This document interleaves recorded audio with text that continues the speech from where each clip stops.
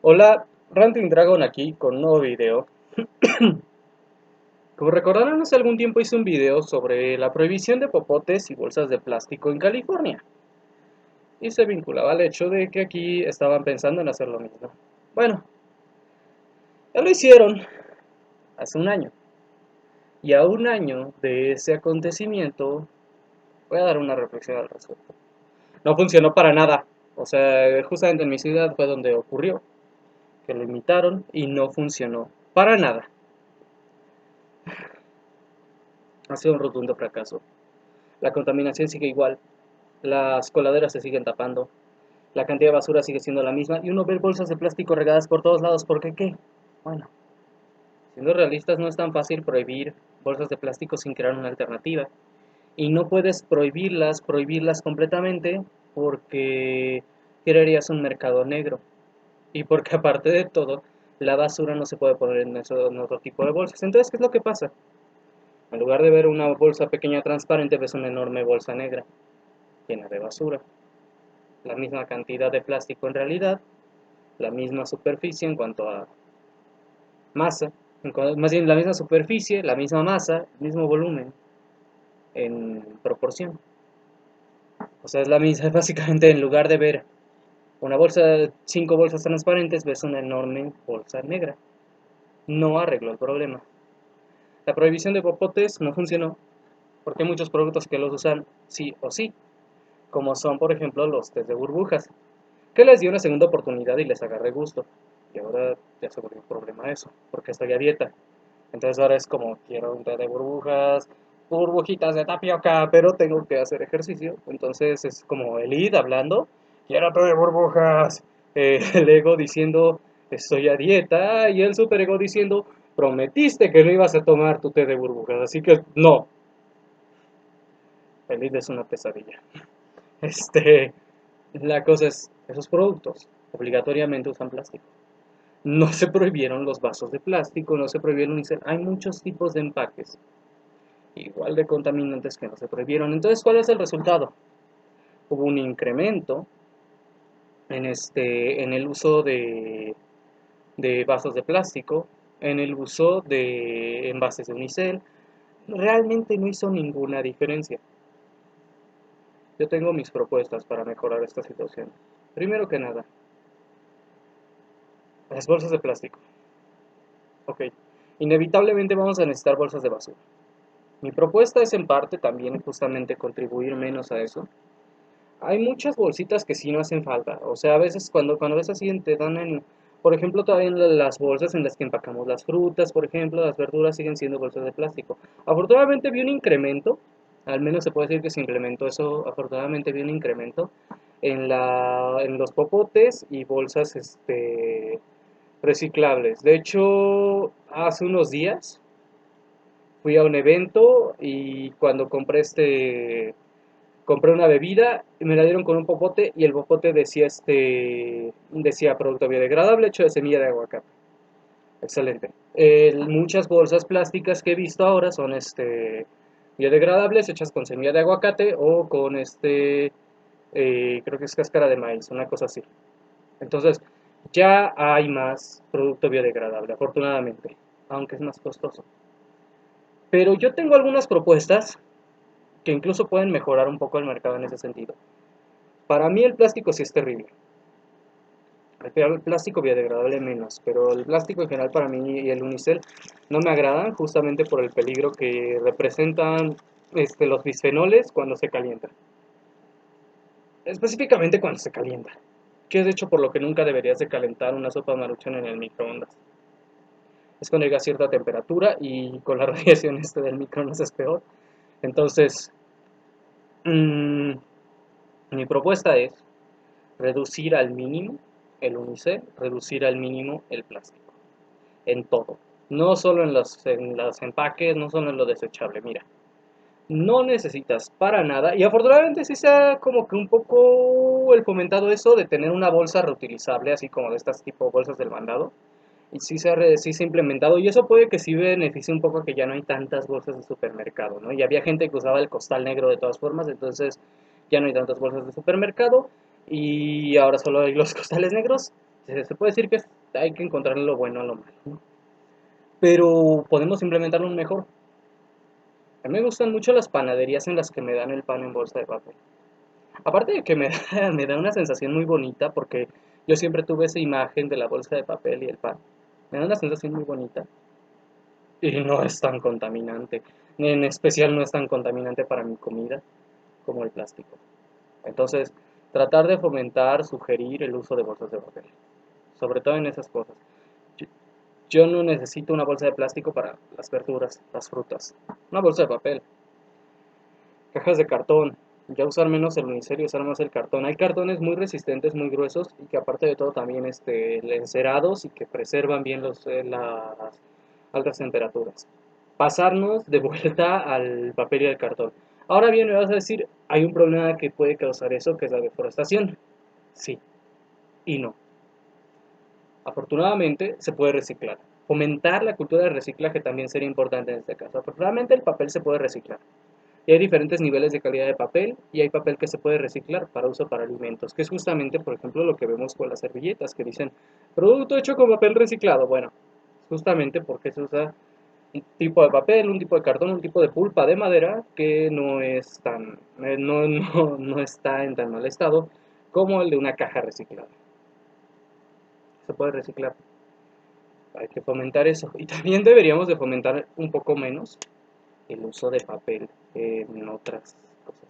Lo voy a poner así. Yo como novelista prefiero el formato digital. Yo como lector prefiero el formato digital. Porque no se gasta papel en eso. Yo ya sé que muchos de ustedes me van a decir, pero el olor al libro nuevo, el olor al libro antiguo, que son olores distintos y muy bonitos. La sensación del papel, el glamour, sí, es un lujo. Es un lujo, tratemos de fomentar más lo digital. Tratemos de dejar lo impreso en papel para ocasiones especiales. Porque así reducimos la contaminación. Y en esta época, que ya hasta los mocosos de 4 años tienen tablets, tal vez deberíamos de dejar las libretas.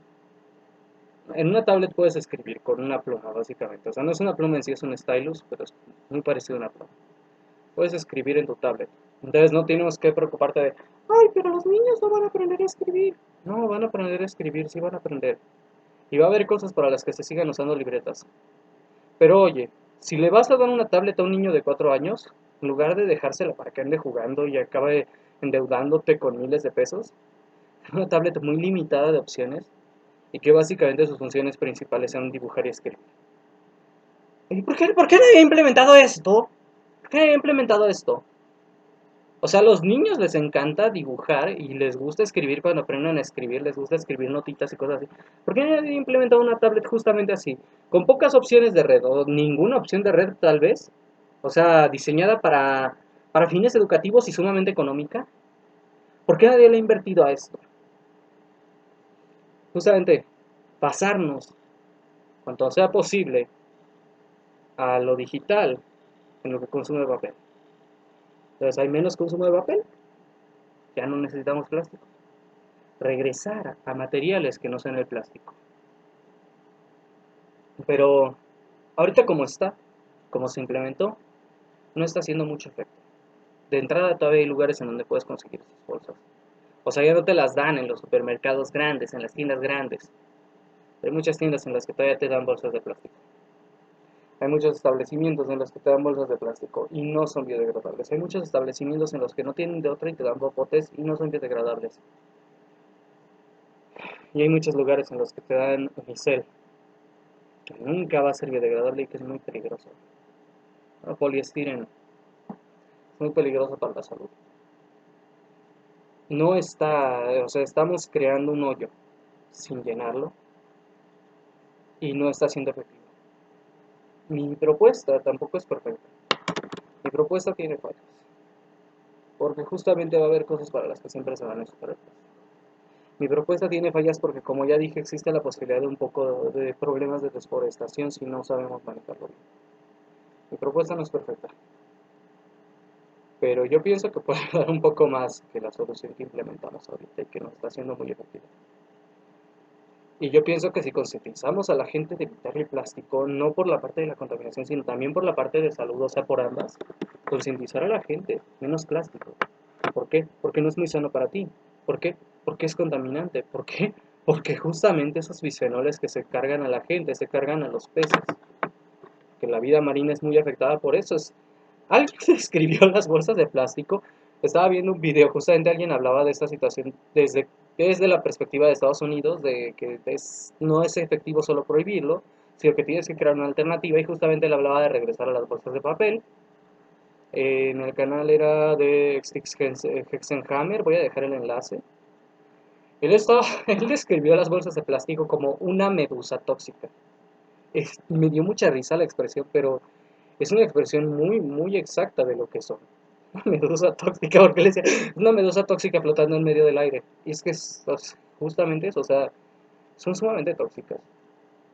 Caen en cualquier lado, se mueven constantemente. No coman plástico, chicos, en serio, les afecta hormonalmente comer plástico. Es la cosa, el plástico suelta muchos contaminantes.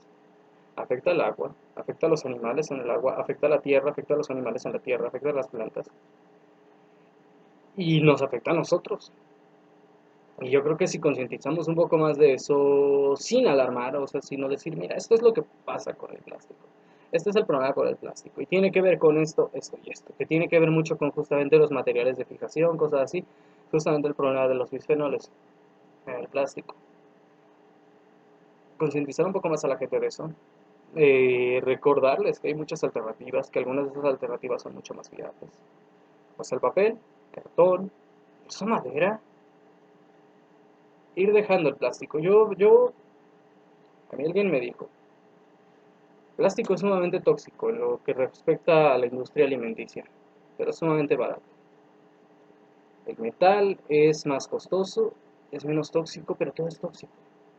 El metal es tóxico, el aluminio es bastante tóxico, el acero es ligeramente tóxico.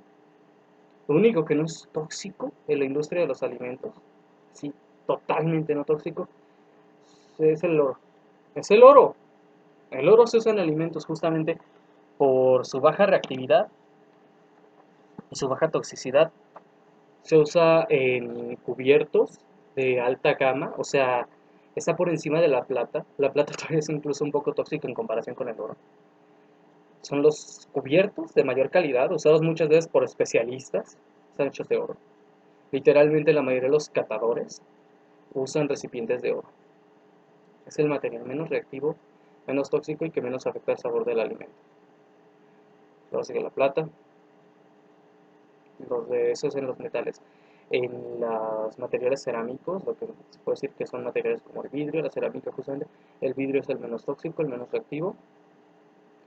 En las cerámicas se reportan ligeras trazas de plomo en el barro, que lo han hecho un material no tan confiable. En los metales se puede decir que al nivel de toxicidad de las cerámicas encontraríamos, al nivel del barro, encontraríamos el peltre y el aluminio con instrumentos de cocina. El peltre es tóxico, sobre todo cuando se daña el esmalte exterior. Entonces, si ves una olla de peltre con un hueco, preocúpate, porque justamente lo que va a empezar a pasar es que va a reaccionar y se va a corroer. Entonces, cuando se vuelve un problema el latón, parecido al peltre, también es un poco más reactivo. El cobre es bastante reactivo, pero curiosamente no es tan tóxico como el aluminio. O sea, el cobre es muy reactivo, igual el latón, y sí son tóxicos, pero no tan tóxicos como el aluminio en la cocina. Estamos hablando específicamente en la cocina. Después está la madera, que no se puede usar en todo, que acumula muchas partículas, pero curiosamente es muy poco tóxica, y algunos tipos de madera en particular tienden a tener una función desinfectante. Entonces básicamente si lo ves así, ves que tiene una capa de hongo, pero el hongo está muerto. En algunas maderas, no me acuerdo cuáles eran, pero por ejemplo el pino, madera de pino, mata casi todo. Eh,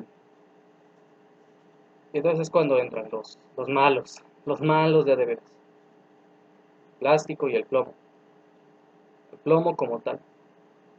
es el más peligroso de los instrumentos de cocina. O sea, de los materiales para instrumentos de cocina, el plomo es el peor.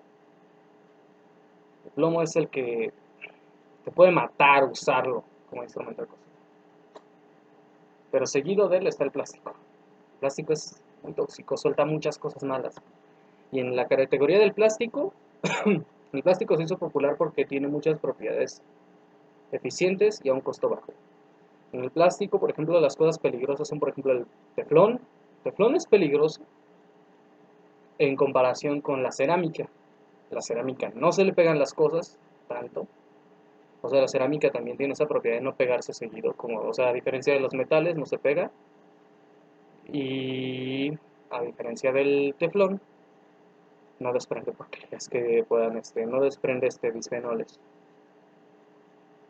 Es un subproducto del calentamiento del material, porque se usa como fijador y lo suelta cuando se calienta. El unicel está todavía peor que el plástico, pero ese no se usa tanto en la cocina, se usa más en la distribución, en el empaquetamiento. El teflón, los plásticos en general, nunca calientes por lo que más quieras.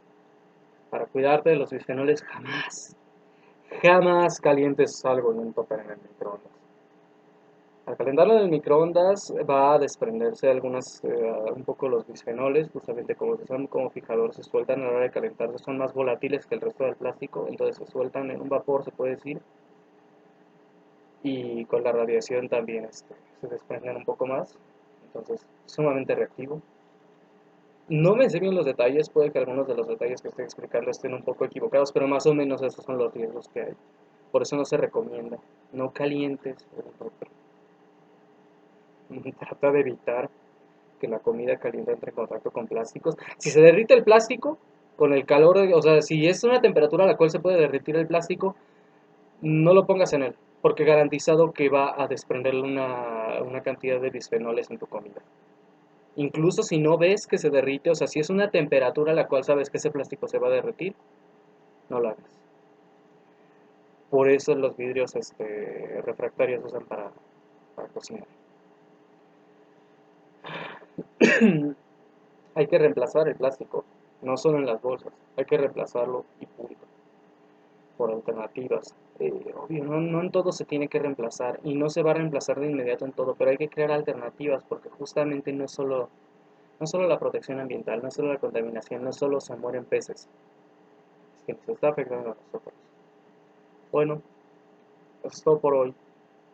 Si les gusta el video dejen pulgar arriba, suscríbanse. Si me equivoqué en algo de lo que dije, si alguno de ustedes es especialista y me equivoqué en algo en lo que dije, por favor, por favor, por favor, corríjanlo en la caja de comentarios, porque sí es importante hablar de este tema. Compartan el video. Randy Grano se despide. Que tengan un excelente día.